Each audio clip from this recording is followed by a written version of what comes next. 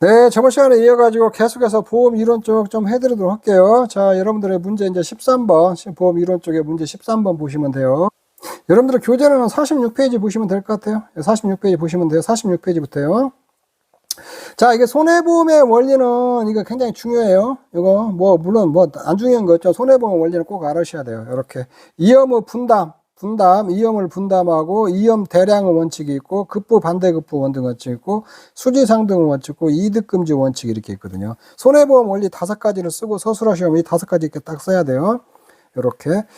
그래서 이게 이제 두 문자를 따서 분대급수금, 이렇게 조금 외우시면 될 것 같고, 분대급수금. 이험의 분담이라는 게 뭐냐면, 이렇게 보험이 있으면 이렇게 여기 뭐 한 10명이 있다고 봐요. 한 사람이 이렇게 1,000만 원어치 이렇게 손해를 났어요. 그래서 사고가 나가지고. 그러면은 이 10명에서 100만 원씩 이렇게 분담한다는 거예요. 자, 그렇게 여러분 이해를 하시면 되고, 이험 대량의 원칙. 그러면 보험이 성립하려면 이험이 대량으로 있어야 된다는 거예요. 대수법칙 보험에 응용을 하는데, 그래서 동질적 이험이 있잖아요. 보험이 그래서 뭐 이험 집단이 뭐 이험 요소가 뭐 10명, 20명 이렇게 모여서 하면 안 되고 대량으로 이렇게 10,000명, 막 20,000명 이렇게 모여야 된다는 거예요. 이렇게 이험이 대량으로 있어야 보험이 성립한다. 이것을 갖다 이험 대량의 원칙이다. 이렇게 조금 이해를 하시면 되고, 그 다음에 급부 반대급부부터 수지상등 원칙, 이득금지 원칙 이거 개별적으로 어떻게 서술을 하고 나올 수도 있어요. 이거 급부 반대급부 균등 원칙은 뭐냐면 급부는 계약자가 내는 보험료를 의미하고 보험료, 반대급부는 보험자부터 받게 되는 보험금에 대한 기대치요. 이 보험금이 아니고 보험금에 대한 기대치요. 기대치. 이거 꼭 써줘야 돼요. 급부 반대급부 원칙에 대해서 서술하시면 그 급부는 보험료를 의미하고 반대급부는 보험금에 대한 기대치를 꼭 써줘야 돼요. 기대치. 즉 이험집단 구성 각자가 부담하는 보험료는 평균 지급보험금의 사고 발생 환율 곱하기면 같다는 것을 말한다. 급부 반대급부 원칙은 이거는 보험료는 개인이 내는 보험료, 급부 반대급부 균등의 원칙에서 개인이 내는 보험료가 결정이 돼요. 보험료는 평균 지급보험금보다 사고 발생 확률 있잖아요. 이렇게 곱하다 산출한다. 요번에 여기다 평균자가 들었으니까 평균자 꼭 써주세요. 보험료는 평균 지급보험금보다 사고 발생 확률을 곱해서 산출한다. 개인이 내는 보험료. 이렇게 급부 반대급 개인이 내는 보험료는 급부 반대급부 균등의 원칙에 의해서 결정이 된다. 이렇게 좀 이해를 하시면 돼요. 그 다음에 수지상등의 원칙이란 뭐냐? 보험자가 받아들이는 수입보험료 총액과 사고 발생 시 지급보험금 총액은 같아야 된다는 거예요. 보험료 산정하는데 수지상등의 수익 어떤 보험 집단에 있으면 그 받아들이는 보험 총액하고 나가는 보험금 총액 있잖아요. 그거는 딱 같이 해가지고 같게 해서 그 보험료를 산출하거든요. 이렇게. 그래서 받아들이는 보험료 총액과 나가는 보험금 총액. 이거는 개인이 아니에요. 이건 전체, 그 이험 집단의 전체 받아들이는 보험료와 저한테 나가는 보험금은 같다. 이게 수지상등 원칙이에요. 급부 반대급부는 개인에 관한 거고, 요거는 전체에 관한 거예요. 수지상등 원칙은. 이득금지 원칙. 손해보험 가입해서 손해보상에서는 피보험자 보험할때 실제로 입은 손해만 보상해야 되면 그 이상을 보상받아서는 안 된다는 원칙이에요. 그래서 실제로 손해난 것만 받아야 된다. 이게 이득금지 원칙이라고 보시면 돼요. 자, 이득금지 원칙을 실현하기 위한 대표적인 법적 규정은 초과보험과 중복보험과 보험자대가 있다는 거예요. 자, 초과보험을 규제하고 있죠. 규제하고 있고, 보험가액보다 보험가액이 큰 거 있잖아요. 이거 보험에서 이건 무효로 하고 있거든요. 그 다음에 중복보험 가입했을 때 각자 회사에서 비례로 분배해가지고 사고 난 것만큼만 중복보험 가입해도 보험금을 주고 있거든요. 보험자 보험금 지급했을 때 잔존물 가치가 있으면 회사가 그만큼 대위권을 행사를 다 하게 돼 있거든요. 그래서 요런 거 실제 손해난 거 이상만큼은 보상 안 한다. 그게 이득금지 원칙이요. 자, 13번 이득금지 원칙을 실행의 대표적인 법적 규정은 초과 중복 보험자대가 있잖아요. 있거든요. 요 세 가지도 이렇게 알아놔야겠죠. 자, 요건 무지하게 중요해요. 이거 손해보험 원리 꼭 알아놓으세요. 자, 그 다음에 문제 13 손해보험 법적 특성에 관한 데다 맞으면 틀리면 X를 하시오. 요게 근데 작년에 이게 15점짜리로 9회 때 서술형 15점짜리로 출제된 거예요. 설마 요게 나올라디 했는데 이게 1차에서는 자주 나오는 문제고 1차 시험 볼 때 보험법에서 그리고 5점짜리나 나올지 이렇게 생각했었는데 이게 15점짜리 떡하니 됐거든요. 이렇게. 그래가지고 요거 제대로 못 쓰신 분도 또 많아요. 이쪽에 있는데. 자, 보험계약의 법적 특성의 첫째, 불효식의 낙선계약이고, 유상계약이고, 쌍무계약이고, 상행일성이고, 부합계약이고, 최고 선의성이고, 그 다음에 계속계약성이다. 자, 요런 것들 조금 여러분들 알아놓으셔야겠죠. 불효식의 낙선, 어떤 형식을 요하지 않고 보험은 그 청약과 그 다음에 승낙으로 보험계약이 체결된다. 이런 거예요. 이쪽이고, 유상계약성은 계약자가 보험료 지급과 보험금 지급을 약속하는 유상계약이라는 거예요. 유상. 서로 돈이 왔다 갔다 하는 거예요. 이렇게 계약자는 보험료를 지급하고 보험자는 보험금을 지급하기로 하는 이렇게 약속하는 유상계약이라는 거예요. 그것보다 쌍방 간의 책임이 있다는 거예요. 손해보험회사는 손해보상 의무가 있고 계약자는 보험료 납입 의무가 대가관계에 있으므로 이렇게 쌍무관계나 쌍방 간의 계약 이 쌍방 간의 의무가 있다는 거예요. 회사는 손해보상 의무가 있고 그 다음에 계약자는 보험료 납부 의무가 있다. 이런 거예요. 그 다음에 손해보험은 상행이고 공공행위가 영업행위. 쉽게 해서 그 손해보험 있잖아요. 손해보험은 요거는 돈 벌려고 한다는 거예요. 그냥 이렇게 뭐 자산분당 자체가 아니고 돈 벌려고 하는 상행이고 영업행위라는 거예요. 이렇게. 그 다음에 부합계약성이라는 것은 보험계약이 다수를 대상으로 할 때 원래 계약은 1대1로 계약을 체결해야 이렇게 못하니까 회사가 표준 약관 같은 거 만들어 놓고 거기에 부합해서 계약자는 건 따라간다. 이렇게 해서 부합계약성이라고 하거든요. 그리고 손해보험에서 보험자하고 사고 발생 위험을 직접 관리할 수 없기 때문에 도덕적인 약의 가능성이 그리 크지 않지만 틀린 거죠. 도덕적 그 해이가 발생할 가능성이 굉장히 크거든요. 그렇기 때문에 신은성 원칙이 무엇보다 더 중요시 되고 있다니 이걸 갖다 최고 선의성이라고 하거든요. 그 다음에 계속계약이다. 우리가 부동산 계약이나 우리가 보통 집 사고 팔 때 한 번에 계약으로 끝나거든요. 근데 보험은 한 번 체결하면은 손해보험 같은 게 보통 1년인데 생명보험 같은 거 20년, 30년씩 장기로 가거든요. 그래서 이게 계속계약성이다. 이렇게 조금 이해를 하시면 될 것 같아요. 9회 때 이게 출제됐던 건데 이렇게 서술하라고 이렇게 나왔거든요. 여기 그러니까 어려운 건 아닌데 요렇게 요것도 갑자기 이렇게 쓰려고 하면 잘 안 써주는 부분들이 있거든요. 그래서 제가 누누이 얘기지만 시험에 나오면은 딱 답을 어떻게 작성해야겠다 그 초안을 작성해 놓고 연습을 해 보셔야 된다는 거예요. 그래야 시험장에서 시간 안에 빠르게 쓸 수가 있거든요. 이쪽에 있는데. 자, 그 다음에 문제 15번. 이것도 중요해요. 굉장히 중요해요. 보험계약 어떤 실손보상 원칙, 실손보상 원칙 목적, 실손보상 원칙 예외에 대해서 서술하시오. 실손보상 원칙은 실손 원칙 문자 그대로 실제 손실을 보상한다는 거예요. 이는 이제 보험의 기본이 이득금 원칙, 이득금과 인맥상통하는 것으로 보험을 손해를 복구하는 것으로 충분히 이득까지 보장하는 것을 지나치다는 원칙이라는 거죠. 그래서 실제 손해난 것만큼만 주는 게 맞다. 보험은. 이렇게 그걸 갖다 실손보상의 원칙이라고 한다. 이렇게 조금 정의를 이해를 하시면 될 것 같고 실손보상 원칙의 목적은 알아놔야겠죠. 목적 하나는 뭐냐? 손해발생 이전의 상태로 복원시키는 거고 또 하나는 실손보상 원칙 목적은 도덕적 해이를 감소시키는 거거든요. 그래서 실손보상 목적 두 가지를 쓰시오 하면 이거 써주셔야 돼요. 손해발생 이전의 상태를 복원시키고 또 다른 목적은 도덕적 해이를 감소시키는 거다. 그 다음에 실손보상 원칙의 예외가 있는데 기평가보험이라는 게 있거든요. 기평가보험. 요거는 뭐냐면 사고 발생했을 때 얼마 정도 내가 보험금을 주겠다. 이렇게 딱 결정해 놓은 거거든요. 요거를 내가 기평가. 근데 실제 사고 났을 때 그 가치를 평가하기 어렵고 그럴 때게 이게 기평가보험을 하거든요. 인삼 해가림 시설 같은 것이 기평가보험이고 가축에서 보면 협정보험가액이라고 그랬거든요. 그런 것들이 다 기평가보험. 그 다음에 대체비용보험이라고 있는데 이거는 감가상각을 고려하지 않는 거거든요. 이렇게 쉽게 얘기하면은 그래서 대체비용이라는 것은 감가상각을 고려하지 않은 건데 그래서 쉽게 해서 제도달가액으로 하는 거예요. 감가상각 안 하는 거예요. 보통 이제 우리가 다 그 시가로 평가해서 감가상각을 하거든요. 근데 감가상각 안 한 거, 요걸 갖다가 대체비용보험이라고 돼, 이쪽에. 그리고 생명보험도 정액으로 이렇게 보상을 하고 있거든요. 그래서 실전 보상 원칙 예에 이렇게 세 가지가 있다. 요렇게 조금 알아 놓으시고. 실손보장 원칙, 이렇게 뭐 원칙이 뭐고, 그 다음에 목적이 뭐고, 예외로 하는 것이 뭐다. 이것도 중요하니까 이것도 꼭 여러분들 챙겨 놓으시기 바라요. 그 다음에 이제 문제 16번에 손해보험 계약의 법적 원칙 등 보험자 대의 원칙 중 목적물 대의와 제3자에 대한 보험 대의, 보험자 대의 세 가지 목적에 대해서 서술하시고 요것도 8회 때 문제 응용해서 출제된 거예요. 문제 응용을 해가지고 가축에서 응용했어요. 이 문제.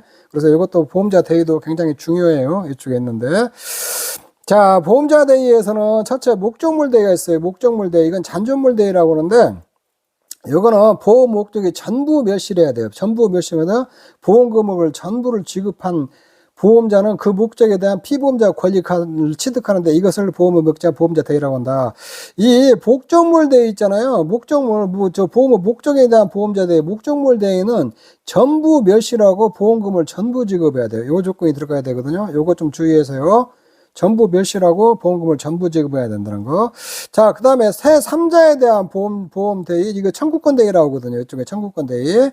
이 손해가 제3자 행위로 해 발생한 경우 보험금을 지급한 보험자는 그 지급한 금액의 한도 내에서 그 제3자에 대한 계약자 피보험자 권리가들 이것을 갖다 제3자에 대한 보험자 대의라고 한다. 요거는 전부 멸실하고 보험금을 전부 지급하는 게 아니에요. 일부 제3자가 일부를 갖다 피해를 주었을 때에 보험금 지급하고 제3자한테 청구하는 거 제3자에 대한 보험자 대의라고 그래요. 이쪽에 있는데. 그래서 목적물 대의와 제3자에 대한 보험 대의 이 차이점도 알아놓고 이건 제3자가 손실을 입혔을 때에 제3자한테 그 보험금을 보험자한테 보험 가입한 사람한테 지급하고 제3자한테 그 청구권을 행사하는 거거든요. 이걸 갖다 청구권 대의라고 하거든요. 이건 전부 멸실할 필요가 없다는 거. 자, 보험자에다 대의 세 가지 목적 이것도 또 알아놔야겠죠. 이렇게 첫째, 피보험자가 동일한 손실에 책임 있는 제3자의 보험자를 또 이중 보상을 받아 이익을 얻는 걸 방지를 하고 그다음에 제3자에게 손실 발생을 책임을 묻는 효과가 있고 계약자나 피보험자 책임 없는 손실로 돼 보험료가 인상되는 것을 방지한다. 이게 보험사고가 나면 자동차 보험도 사고가 보험료가 올라가잖아요. 근데 이제 제3자한테 보험금을 받았으니까 보험금 인상을 하지 않는다. 그런 얘기거든요. 자, 이 보험자들이 세 가지 목적 있잖아요. 이것도 꼭 챙겨놓으세요. 이런 것들이 시험에 잘 나오겠죠. 이렇게 뭐 세 가지 목적, 피보험료의 두 가지 목적 막 이런 것들 시험 내기 딱 좋으니까. 자, 손해보험계약의 법적 원칙도 피보험이익 원칙도 이것도 중요해요. 피보험 원칙. 이것도 아주 중요해요. 이것도 피보험 원칙. 그래서 서술하라고 하면 정의를 써주고 피보험 원칙의 세 가지 목적 있잖아요. 이런 것들 이렇게 쭉 써주셔야겠다. 이렇게 목적 세 가지. 자, 피보험이익이라는 게 뭐냐? 손해보험은 보험사고 발생으로 입은 손해를 보상할 걸 목적으로 하는 보험이므로 그 전제 조건으로 손해를 입을 만한 이익이 존재해야 된다는 거죠. 이익이 존재해야 된다. 이 이익을 피보험이익이라고 한다. 요번에 정의를 조금 바꿔놨으니까 교재 바꾸는 정의대로 그렇게 쭉 하세요. 이렇게. 즉 피보험이익은 계약자가 보험 담보물에 대해 가지는 경제적 이해관계. 이렇게 계약자 복종부터 사고가 발생하면 경제 손실이 될 때 피보험이 있다, 이익이 있다고 한다. 그러니까 어떤 건물이나 이렇게 있으면 나의 소유권을 갖다 피보험 이익이라고 그래요. 그러니까 나의 소유권이 있는 것을 갖다 보험에 가입을 해야 되는 거거든요. 아무 나하고 상관이 없는 것은 보험에 가입할 수 없다는 거거든요. 자, 이렇게 피보험 이익 정의 이런 것들 조금 이렇게 이해를 해 놓으셔야 돼요. 피보험 이익의 원칙 세 가지 목적은 또 뭐냐? 이런 것들이 딱 좋죠. 시험 내기 세 가지 목적. 피보험 이익은 도박을 방지하는데 필수적이다. 이렇게 피보험이익이 적용되지 않다면 전혀 관련이 없는 주택이나 제3자에게 화재보험이나 생명보험을 들어놓고 화재가 발생하거나 일찍 사망하기를 바라는 도박적 성격이 강하기 때문에 사회질서를 해치는 결과를 초래할 수 있다는 거예요. 그래서 피보험이익이 있으면 나가 관계 있고 나도 경제적 이해가 관계가 있는 것만 보험에 가입하니까 도박화를 방지하는데 이게 필수적이라는 거예요. 그 다음에 피보험 이익은 도덕적 해이를 감소시킨다는 거예요. 보험사고로 경제적 손실을 입는 것이 명확한데 고의로 사고를 일으키는 계약자는 없을 것이다. 왜 그러냐면 실손보상만은 보상이고 나에게 그 보험에 가입하기 이해관계가 있는 것만 보상을 하기 때문에 굳이 그 사고를 일으킬 이유가 없다는 거죠. 도덕적 해이를 감소시킨다는 거고. 그 다음에 피보험 이익은 결국 계약자 손실금과 같으므로 손실을 크기를 갖다 측정하게 해준다는 거예요. 이쪽에 즉 보험자는 보험사고 시 계약자 손실을 보상할 책임이 있는데 보상금액 그는 피보험이익 가액을 기준으로 산정한다. 피보험이익만큼만 보상을 하기 때문에 결국 계약자 손실 규모와 같은 손실의 크기를 측정을 할 수 있다는 거죠. 이렇게 피보험이익 목적 세 가지 요거 꼭 챙겨 놓으세요. 다음은 이제 손해보험 계약 법정 원칙 최대 선의 원칙이 있거든. 최대 선의 원칙을 실행하는 방법은 세 가지로 한다. 고지 또는 진술, 은폐, 의식적 불고지, 담보 보증에 의해서 실행이 된다는 거예요. 이쪽에 있는데 그럼 이 세 가지에 대해서 하나씩 좀 살펴볼게요. 고지 또는 진술은 이거 이제 내가 이제 이거 문제다 이렇게 그냥 가로넣기를 해놨거든요. 고지나 또는 진수는 계약자가 보험계약 체결되기 전에 보험자가 요구하는 사항에 대해 사실 의견을 제시하는 걸 말한다. 쉽게 해서 고지 의무예요. 뭔지 계약 체결할 때 회사에다 사실대로 알리는 거 있잖아요. 이걸 고지 또는 진술이라고 하거든요. 이걸 위반했을 때는 계약을 해지할 수 있어요. 해제. 이게 원래는 해지가 맞는데 여기 이제 또 우리 농구문 교재는 다 해지로 돼 있으니까 그냥 그렇게 해제로 이렇게 해놓으세요. 해제는 원래부터 처음부터 없었던 걸로 하는 게 해제예요. 해지는 장래에 대해서 효과를 없었던 걸로 하는 거예요.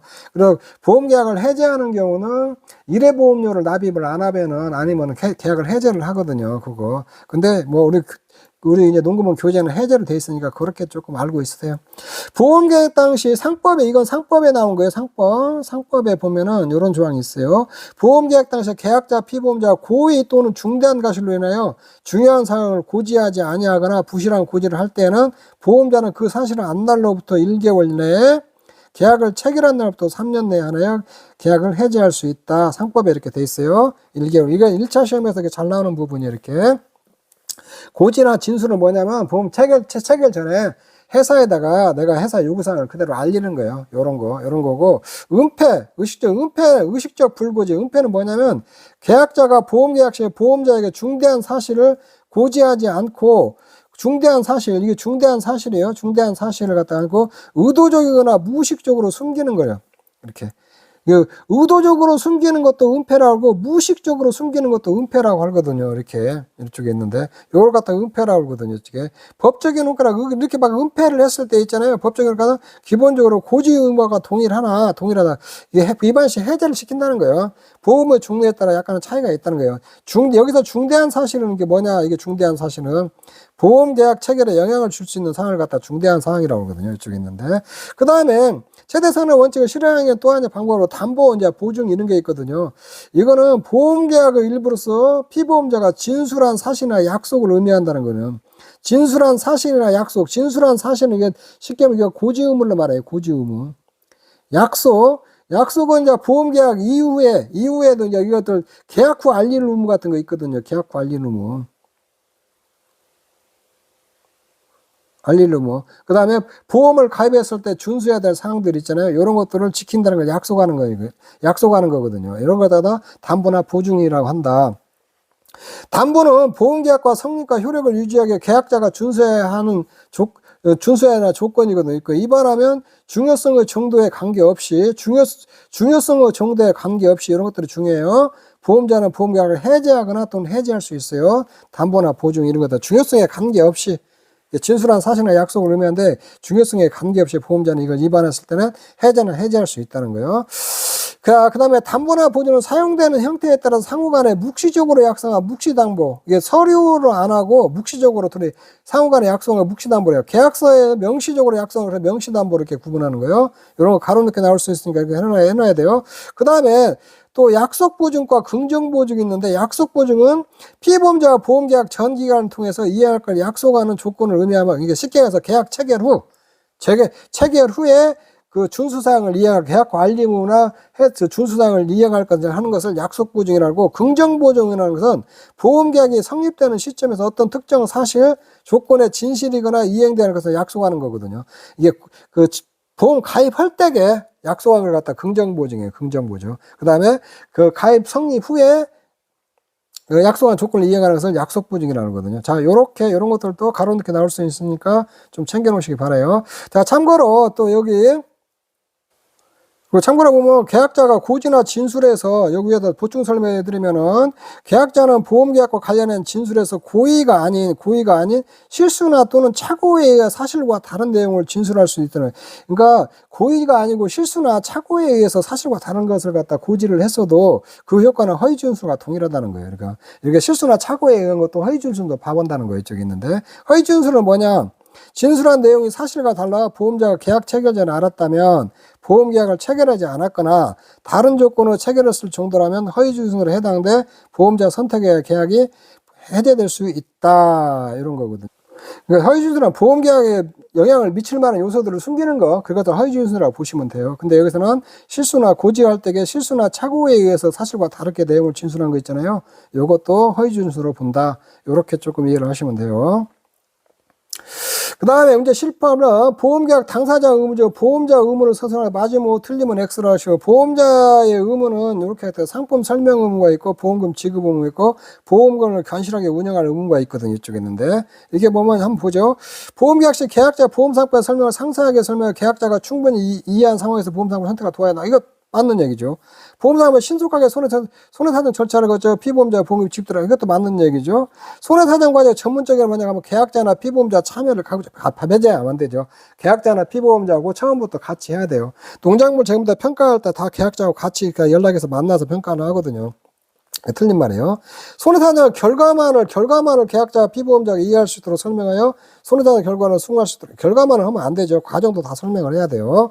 보험계약은 다수 선호 계약자가 기여한 보험료를 미천에 이루어지기 때문에 안정적이고 효율적으로 운영할 필요가 있다. 이게 맞는 얘기죠. 그래서 보험자 의무 요 세 가지가 있다는 거, 이 정도만 알아놓으시면 될 것 같아요. 그 다음에 계약자 또는 피보험자도 고지 의무와 통지 의무에 대해서 서술하시오. 요거는 조금 알아놔야 돼요. 이건 중요해요. 고지 의무라는 것은. 자, 고지의무가 뭐냐? 계약 체결 때 할 때에 내가 알고 있는 사실을 회사에다 알리는 거예요. 이렇게 하는 거. 고지의무는 계약자, 피보험자, 보험계약 체결에서 보험사고 발생 가능성이 측정할 때 중요한 사항에 대해서 진실을 알려야 할 보험계약상 의무를 말하는데, 고지의무를 이행하지 않는다고 해서 보험자가 강제적으로 그 수행을 강요하거나 불이행을 이유로 손해배상을 청구할 수 있는 건 아니에요. 보험자는 보험금을 해지할 수만 있을 뿐이에요, 단지. 자, 고지는 법률상으로 구두로 하다든가 서면으로 한다든가 어느 것도 가능하고, 명시적이든 묵시적이든 상관없어요. 이렇게 문건으로 하다가 구두로 하다가 상관없다는 거예요. 그리고 현실적으로 표준약관에 청약서에 기재하는 서면의 방법으로 이루어지게 해서 보통 이제 고지 의무는 서면으로 이렇게 청약서에다 딱 해갖고 다다다 체크하게 돼 있어요. 이렇게. 그리고 고지할 시기는 보험계약 체결 당시요. 체결 당시에. 고지 의무 이런 것들은 회사에 알리는 건데 언제 하냐? 그 계약 체결 당시에 한다는 거, 구두나 또는 서면으로 방법 상관없고 명시적인 묵시적인 상관없다는 거예요. 저기 있는데. 자, 그 통지 의무라는 게 뭐냐? 통지 의무, 계약 후 알리는 의무예요. 이연 변경 증가 통지 의무가 있거든요. 이연이, 자, 계약자 피보험자는 보험사고 발생 위험이 현저하게 변경 또 중과된 사실을 안 때는 지체 없이 보험자에게 통지해야 되거든요. 이쪽에 있는데, 이렇게. 그 다음에 이러한 이연 변경 증가 통지는 발생 요건으로 보험 기간 중에 발생해야 되며, 보험 기간 중에 발생하면 또한 계약자 피보험자가 개입할 수 없는 제3자가 행해야 된다.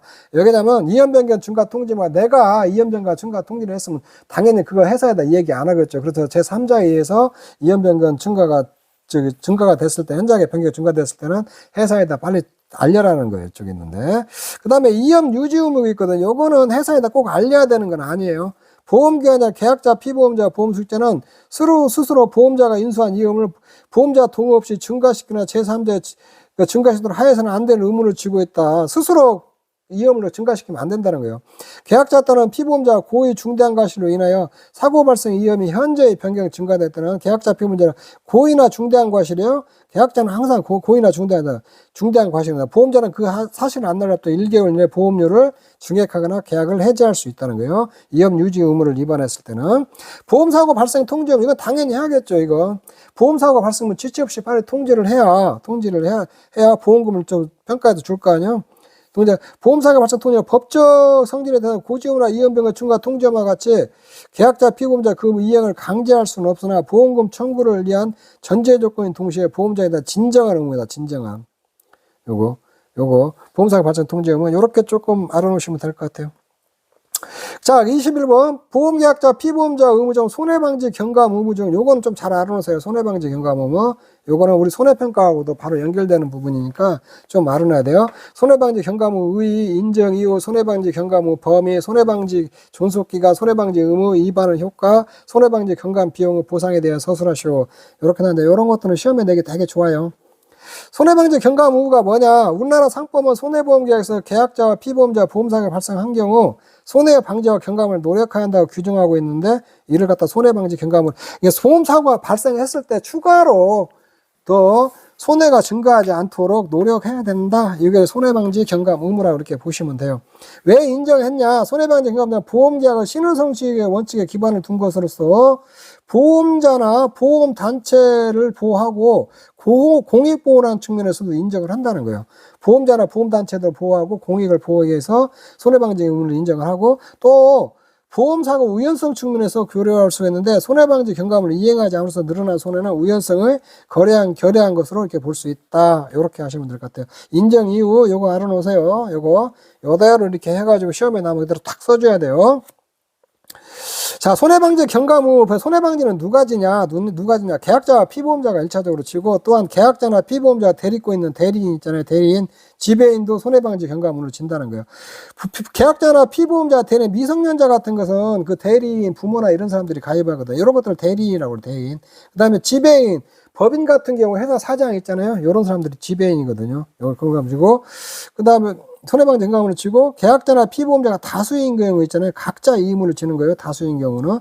이렇게 좀 이해를 하시면 되고, 손해방지 경감 의무 존속기간 이것도 잘 알아놓고, 발생 시점은 보험사고가 발생하여 손해가 발생할 것이라는 것을 계약자나 피보험자가 안 때부터이고, 손해가 발생할 것이라는 것을 계약자나 피보험자가 안 때부터 하고, 소멸 시점은 손해방지 가능성이 소멸한 때 이게 그 손해방지 경감 의무는 끝난다는 거예요.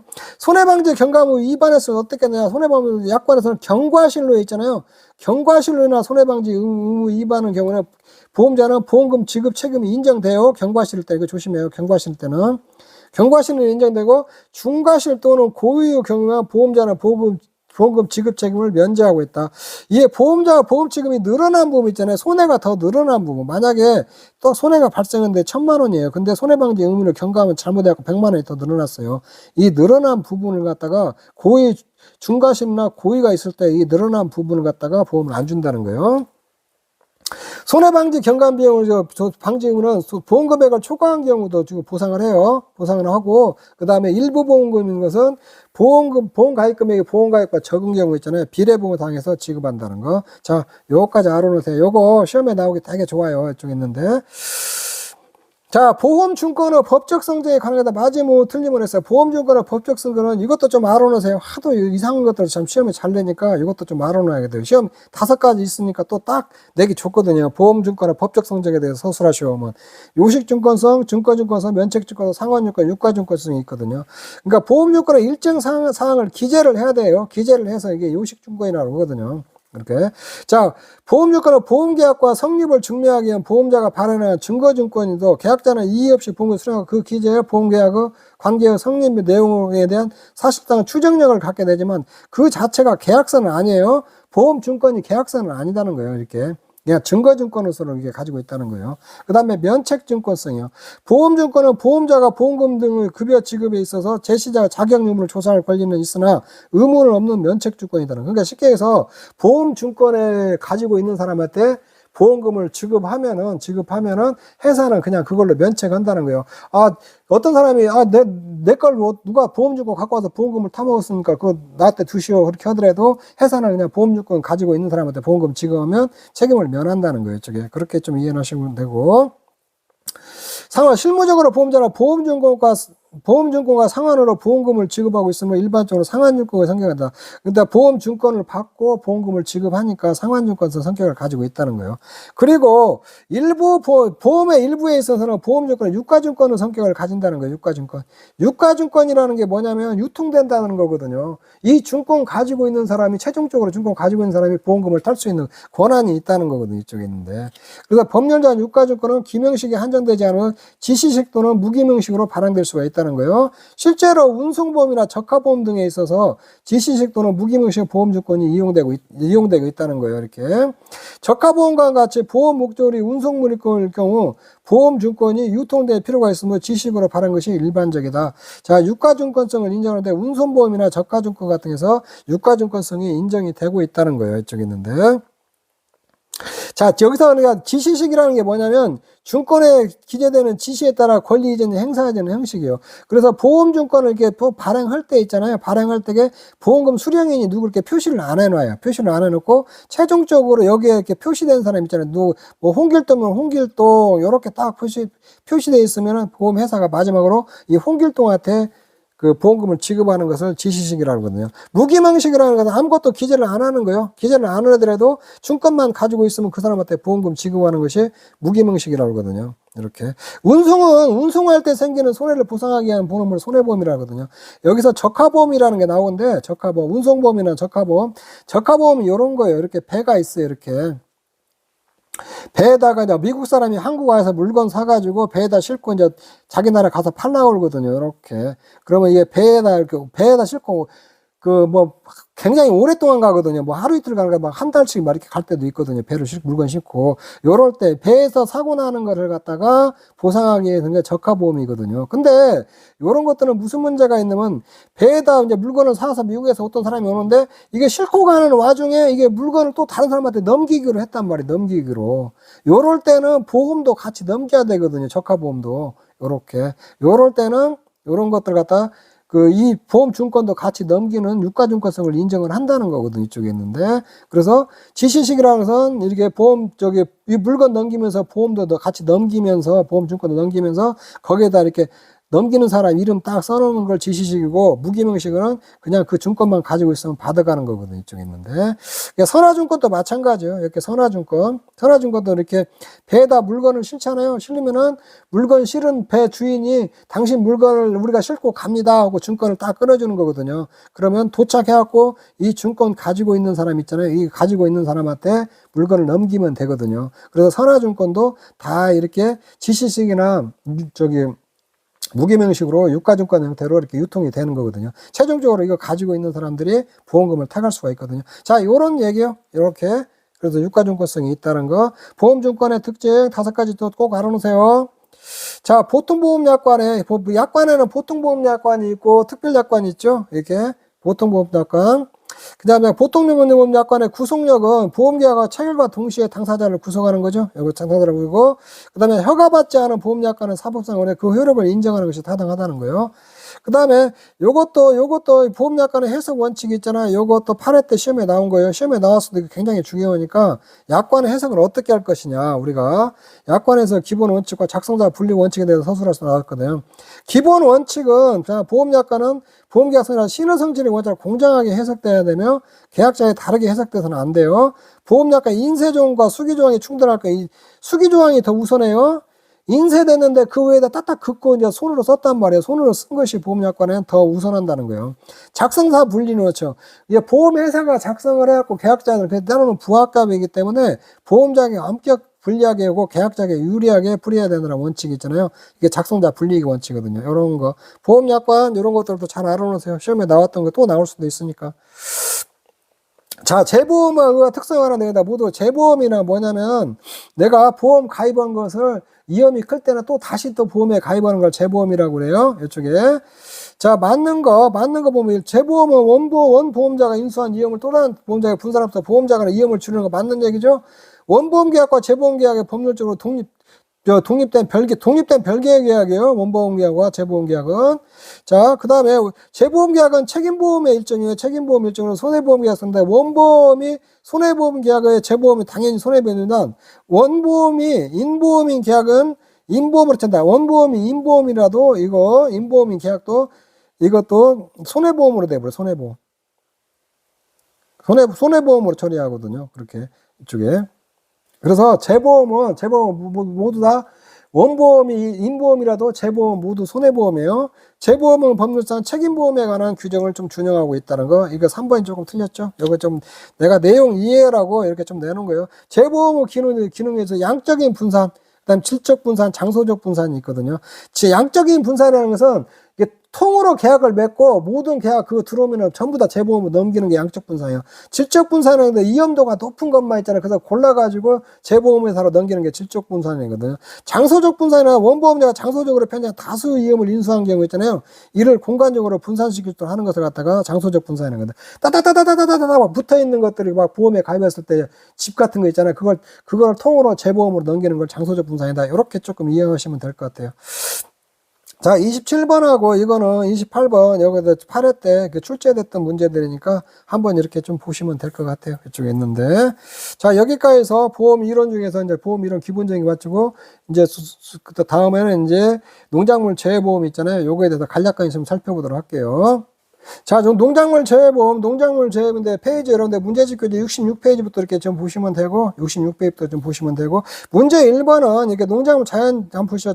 농작물과 자연의 일부와 다른 내용 중 가래 맞는 것은 농업은 물, 불, 흙 자연 조건이 잘 맞아야죠. 이렇게 잘 맞아야 된다. 이거 한번 읽어보시면 되고 자 2번은 물이 지나치게 많아도 안 되고 물이 지나치게 부족해도 피해가 온다는 거예요. 그 다음에 온도와 빛이 적당히 줘야 되고 부족하게 되면 이런 것들도 수량이 적어지고 웃자라거나 시들어버린다는 거 토지도 그렇고 이거 여러분들 한번 읽어보세요. 2번까지는 자 3번 나타나는 현상 이유를 쓰시오. 이거 기온이 지나치게 나쁠 때 동상해 같은 거 올 수 있죠. 동해 같은 것이 기온이 높아갖고 뭐 일소나 이런 것들이 좀 와서 작물들이 시들어서 죽을 수도 있고 이런 것들이요. 그냥 이런 건 여러분들이 쭉 읽어보시면 돼요. 제가 뭐 구체적으로 설명해 줄 내용은 아니에요. 자, 이거 농업, 그 다음에 문제 4번. 요번에 농업재해, 내들은 재해라고 하는데 농업재해를 좀 바뀌었어요. 요거 신규로 좀 바뀌었으니까 요거 좀 알아놓고 주산지도 좀 알아놓으세요. 자, 농업재해는 뭐냐. 생물을 생산하는 농업은 물, 불, 땅과 바람과 같은 자연 조건이 알맞아야 한다. 농작물의 생육기간에 이러한 자연 요소들이 조화를 이루면서 적절하게 주어질 때 풍성한 수확을 기대할 수 있는데 이러한 자연 요소들 중 어느 하나라도 과다하거나 가소하게 하면 수확량 감소를 초래하는데 이렇게 농산물 손실을 야기하는 것을 농업재해라고 한다. 요렇게 재해를 갖다 농업재해라고 이렇게 좀 바꿔놨어요. 용어를. 그러니까 물과 불과 땅이 있잖아요. 적당해야 돼요. 너무 많아도 안 되고 너무 적어도 안 돼요. 농작물들은 중용 적당해야 돼요. 적당한데 이게 너무 이게 지나치게 많거나 지나치게 컸을 때게 이렇게 생산량이 초래하는데 이걸 갖다 농업 재해를 한다. 이렇게 생각을 하시면 돼요. 그 다음에 주산지는 뭐냐? 지역마다 토지는 물론 기온, 강수량 여건이 다르기 때문에 해당 지역의 자연 조건에 적합한 작물을 품종을 선택하는 게 바람직한데 지역 여건에 적합한 작물을 선택하는 것이 적지적작, 적당한 땅에 적당한 작물을 기르는 건 적지적작이라고 그래요. 이렇게 하다 보면 자연스럽게 동일 작물, 유사한 작물을 재배하는 농가가 일정 지역에 모여 단지를 형성한다. 이런 것들을 주산지라고 한다. 주산지. 사과 같으면 경주 같은 데 유명한 데는 청주 사과. 그 땅이나 온도가 비슷하기 때문에 거기서 뭉쳐서 이렇게 작물을 생산하는 것을 경작하는 것을 주산지라고 하거든요. 주산지. 이렇게 조금 이해를 하시면 되고. 자, 농업재해의 특성에 대해서는 농업재해의 특성, 이것도 그 8회 때 출제됐던 문제예요. 이게 불광동 계피불 이렇게 쓰세요. 불광동 계피불 5가지 써라고. 불예측성, 광역성, 동시성, 복합성, 그 다음에 계절성, 그 다음에 피해 대구면서 불가항력성 이렇게 있거든요. 이쪽에 있는데 그래서 요거는 제가 뭐 불예측 농업재해는 어느 정도 요즘 그 기상 예측이나 이런 것들이 발달해갖고 예측을 하지만 언제 어떤 재해가 올지 예측이 불가능하다는. 그리고 또 농업재해는 대규모로 광역으로 넓게 온다는 거예요. 이게 광역성이고 동심성이고 복합성.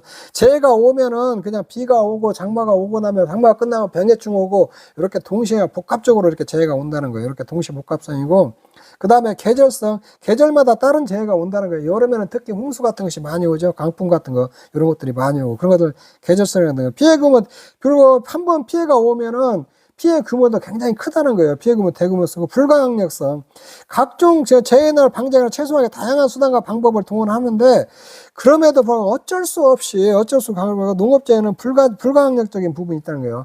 아무리 대책을 세우고 많이 열심히 하더라도 어쩔 수 없이 재해를 갖다 그래서 농업재해는 불가항력적인 부분이 있다. 요렇게 하시고 요거 5가지 이렇게 6가지 이렇게 쭉 쓰고 이거 애들은 5가지 써라고 이렇게 나왔거든요. 나오고 이게 서술을 하시라고 하면 여기다 그냥 여러분들이 약간 살 붙여서 이렇게 쭉 써주시면 돼요. 그 다음에 문제 6번. 다음은 농업재해의 특수성을 설명한 것이다. 이로와 일치하는 내용을 고르시오. 농업재해의 필요성 중에서 나오는데 요거 위에서 한 거 위에서 제가 설명드린 것이 다시 또 여기다 이렇게 좀 써놓는 거예요. 그래서 요 교재에 있는 부분이니까 이런 것들 이렇게 쭉 있잖아요. 여러분들이 좀 읽어보시고 이렇게 하시면 될 것 같아요. 자, 불시에 강범위한 적에도 동시다발적으로 발생하는 점이다. 그 다음에 기상 관측 기술마다 어느 정도 예측 및 대응이 가능하지만 그 양은 범위까지 미칠지는 알기 어렵다. 이게 예측 불가능성이라는 거죠. 광범위한 측에서 동시에 발생했기 때문에 설령 예측이 가능하도록 대처하는 데 한계가 있다. 동시 광역성 요거이고. 자, 발생 지역에 따라 피해 정도 차이가 크다. 동일한 재해를 하더라도 지역에 따라 피해가 심한 지역에 있는 경미한 피해가 불가지였다. 따라서 재해 규모만으로 피해를 획일적으로 규정하기 어렵다. 피해의 불균일성이거든요. 이거. 계절별로 다른 재해가 발생한다. 작물 및 계절별로 발생하는 재해 종류가 상이하다. 반대로 동일한 재해라도 농작물에 주는 영향이 계절에 따라 다르다. 피해 발생의 이질성이거든요. 이거 나타나는 것은. 그 다음에 대부분의 자연재해는 불가항력적이다. 기상관측 발달 각종 생산 기반 시설업 확충 및 영동기술 발달 어느 정도 자연재해 극복할 수 있지만 이상 기온으로 대규모의 인간이 대응하는 한계가 있다. 불가항력성 측면이 있다는 거. 요렇게 교재에 있걸래 제가 문제를 이렇게 만들어 봤으니까 한번 이렇게 보시면 될 것 같아요. 그 다음에 농업재해 대응에서 정부 역할에 이번에도 이거 조금 수정된 부분이니까 좀 알아놓으세요. 정부의 역할은 농업이 대응하기 어렵거나 시장 규격에 의존하여 해결하기 어려운 위험을 관리하고 기반을 마련하는데 정부의 역할이 있는 거예요. 농업재해 대응에서.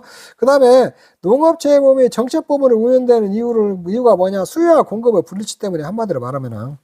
그래서 모든 건 수요와 공급에 의해서 움직여야 되는데 그래서 보험은 농작물 재해보험은 보험료가 좀 비싸게 나와요. 비싸게 나오기 때문에 그 농민들이 돈이 없으니까 그 보험을 가입할 수가 없거든요. 그렇다고 회사가 그 보험료를 마냥 낮추어서 운영을 할 수가 없거든요. 회사도 그 정도는 받아야 회사를 운영할 수가 있거든요. 그래서 이게 수요와 공급이 일치 않으니까 이제 정부가 부가보험료하고 순보험료 일정 부분을 갖다 지원해 줘 갖고 수요와 공급을 맞추는 거가 있거든요. 이렇게. 그래서 정책보험으로 운영하고 있거든요. 이제 7-1번은 그렇게 좀 이해를 하시면 돼요. 자, 7-2번. WTO제가 출범하면서 그동안 농가에 직접 지지해오던 가격 정책을 축소하나 폐지하는데 그러나 각국의 열악한 농업을 보완하는 정책을 하였는데 그 정책 두 가지 직접 지불자가 농업재해보험이거든요. 이쪽은. 요거는 WTO에서 이게 반덤핑 같은 규제하는 거거든요. WTO가. 근데 이게 농촌에 직접 지불자가 이거고 농업재해보험이 있잖아요. 그 WTO에도 인정을 하고 있다는 거예요. 이쪽에 있는데. 자, 농작물 재해보험 특징, 이것도 시험에 나올 가능성이 좀 많겠죠. 농작물 재해보험, 요거 특징, 서술하시고 또 5개 쓰시고 나올 수 있어요. 자손차 경물단제였는데 주요 담보임이 자연재해, 그 다음에 손해평가가 어렵다는 거. 자, 주요 담보임이 자연재해를 대상으로 하죠. 민영보험에서 취급하는 일반보험은 자연재해로 인한 피해를 보상하지 않는 반면 농작물 재해보험은 자연재해로 인한 피해를 대상으로 하는 특수한 보험이다. 일반 민영보험에서는 자동차 보험 같은 사람의 생과사 이런 것들을 보상하는데 농작물 재해는 자연재해로 인한 피해를 보상하는 특수한 보험이라는 거예요. 이렇게. 그 다음에 손해평가가 어렵다는 거예요.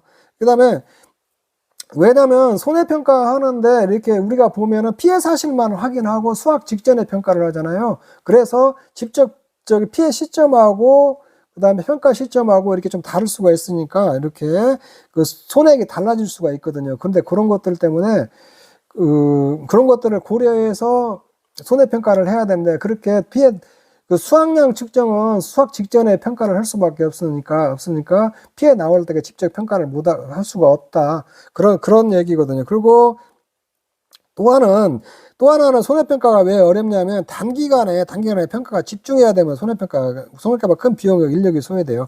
여기다가 한번 그 재해가 오면 전국을 휩쓸어 버리니까 그때 일시에 인력이 확 많이 필요하거든요. 그래서 손해평가등이 어렵다 이렇게 보면 되고 그 다음에 위험도에 대한 차별화가 곤란하다는 거예요. 보험료를 산출하려면 일반 집단 이렇게 쭉 있어야 되거든요. 집단 있어야 되는데 그래, 이거 세부적으로, 지금 보험은 위험 집단이 많아야 돼. 위험 집단이 많지 않기 때문에, 농작물, 농사 짓는 사람들은 하잖아요. 그래서 세분화시켜갖고 보험 같은 거 있잖아요. 이렇게 부과하고 그런 것이 조금 어렵다는 거예요, 이쪽에. 그 다음에 경제력에 따른 보험료 지원 일부 차등을 하고 있다는 거예요. 농업인의 경제적 부담을 줄이고 농작물 재해보험사 원활한 추진을 위해 정부는 순보험료의 50% 이게 적종하고 배하고 좀 다르죠. 지원하고 지자체가 형편에 따라 추가적으로 도비와 시군비를 통해 보험료를 지원한다. 요것도 이번에 새로운 문구가 하나 들었어요. 이게 경제력에 따라 보험료 일부 차등 일부 차등을 하고 있다는 거예요. 그리고 농작물 제보 물보험, 물건을 대상으로 물건 손해보험 일종이에요. 손해보험 일종. 그리고 단기 소멸성 보험이에요. 농작물 재보험은 1년만 딱 하고 보험이 끝나버리는 게 단기 소멸성이고 국가 재보험을 운영한다는 거예요. 정보험. 농작물 대부분 국가도 국가가 직간접적으로 개입하는 정책보험으로 실시되고 있다. 또한 국가에서 재보험 사업자가 인수한 책임 일부를 나누어서 국가 재보험으로 운영하고 있다는 거. 자, 요거 자동차 경물단체 서술어라고 나올 수도 있고, 그러면 내가 이렇게 쭉 정리해 놨으니까 요약해 놓고 그렇게 해서 여러분들이 쓰시면 되고, 또 5가지를 쓰시오 하면 여러분들이 이렇게 5가지 이 중에 딱 써서 요정도면 돼요. 이것도 시험에 나올 가능성도 꽤 있으니까 꼼꼼히 해 놓으세요. 이렇게 해가지고 여러분들이 이렇게 제가 이제 간략하게 이렇게 설명하고 막 넘어가는데 대충 여러분들이 이해만 해가지고 여러분들이 살붙여 쓰려면 잘 안 써지니까 이게 모형으로 답지를 한번 쓸 것을 여러분들 생각해서 이렇게 쭉 해가지고 시험에 나면 빨리 그대로 쭉 쓰시면 돼요. 이렇게. 자, 이것도 잘 안 오세요. 그 다음에 농작물 재보험 기능 있잖아요. 기능 요것도 이제 7가지 이렇게 있는데 조금 보완되고 보충된 부분이 있거든요. 있으니까 요것도 이렇게 조금 알아놓으세요. 이렇게 여기 이제 재농가의 손실을 회복하고 농작물 재보험은 농가의 신용률 중대를 하고 농촌 지역경제의 및 사회를 안정화시키고 농업정책을 안정적으로 추진하고 재대비 의식이 고취되고 농업 투자가 증가가 되고 지속가능한 농업발전과 안정적인 식량 공급에도 기여한다는 거예요. 그래서 손신경 정지 고투 손신경 정지 고투 이렇게 해갖고 제가 두 문장을 만들어 봤으니까 이렇게 해도 괜찮을 것 같아요. 이것도 7가지 쭉 알아놓고 이거 내가 지금 내용은 안 써놨는데 내용도 여러분들 알고 있어야 돼요. 이거 살붙여서 여러분들이 요거 서술하나 하면 또 서술을 해야 하는데 또 5개를 쓰시오 하면 이 중에서 5개 써야 농업재해 기능 5가지 써라면 이 중에서 5개 쓸 줄 알아야 돼요. 손신경 정지 고투 요렇게 여러분들이 하시면 될 것 같아요. 그 다음에 이제 10번은 여기 쭉 내용 설명했는데 농작물 재보험 손해평가 요령에 대해서 쭉 설명해 놓은 거예요. 요렇게 이런 것들이 있다는 거. 사업 운영 기간에 다음을 정하고 담당하는 거는 뭐냐? 이런 것들을 하는 일이 농업정책금융원이 농업정책금융원. 농검원은 저기 농림부에서 이임받아서 실제적으로 실무를 총괄하는 데다 이렇게 조금 이해를 하시면 될 것 같아요.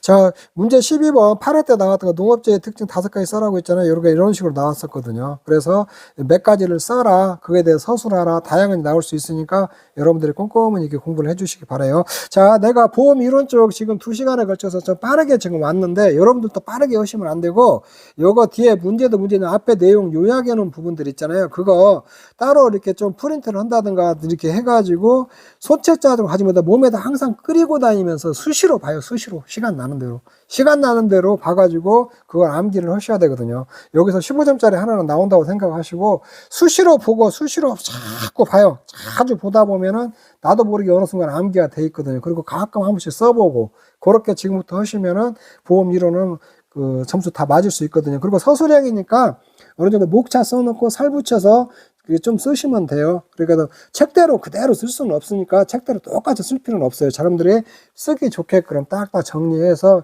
핵심 키워드들 위주로 이렇게 좀 해주시면 될 것 같아요. 자, 여기서 보험 이론은 좀 마치도록 하겠습니다. 여러분 수고하셨습니다.